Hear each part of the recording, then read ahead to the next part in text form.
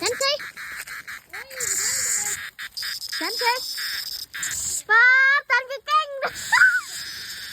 สบายดีพ่อแม่พี่น้องป้องป่ายเบิร์ดทุกคนเด้อมื้อนี้น้องอองสิพาทุกคนไปติดจักรจันเนาะใครเคยเห็นบ่จักรจันมันเป็นแบบไหนเนาะไป3-4 คนเนาะนี่เด้อทุกคนเด้อแบบนี้เด้อ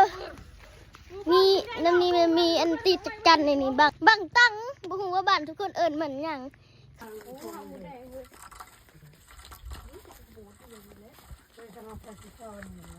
กำลังกาเกี่ยมเด้อฉันได้รอได้เด้อเจ้าค่ะ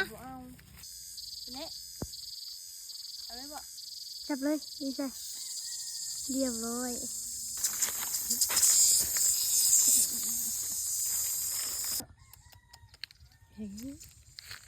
ตาบุรีนี่สิไปแล้วไป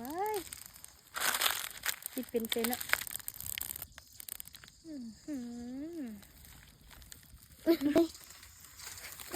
ได้อีกแล้วนึงอีกว่ะติดเรียบร้อยจาน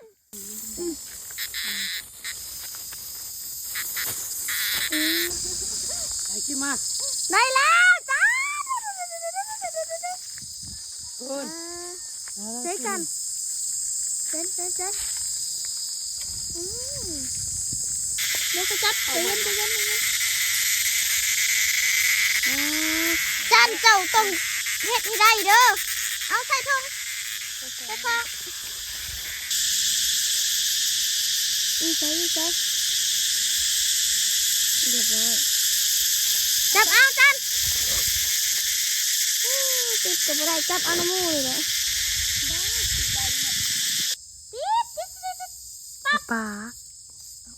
บันเด้อเรียบร้อยจันก็ติดเป็นหน่อยมาเลยพี่น้องจะกันน้องกันเด้อนี่กว่าสิได้เนาะเอาใส่ข้องใส่ข้องได้จิ๊กโจ้ได้เฮาได้3หลายได้ตัวแล้วน่ะ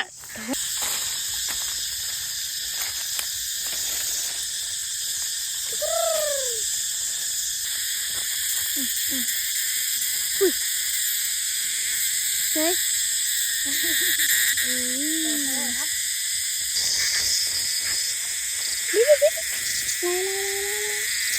จะมีจักจันแท้เนาะนี่เนาะวันเลยนี่ที่พูดกินเนี่ยคนนี้จะต้องแทะของได้นะคุณสบู่บอกต่อในเด้อ1 แถม 1 2 แถม 2หาแถมหาได้ราคาตัวแทนเด้อรุ่นเงินรุ่นคำรถรีโวเนาะยังบ่เป็นของไผ่หิบมาจัดมาจองเด้อพี่น้องมาติดจักจันมื้อนี้โอ้ยเมื่อยหลายฮ้อน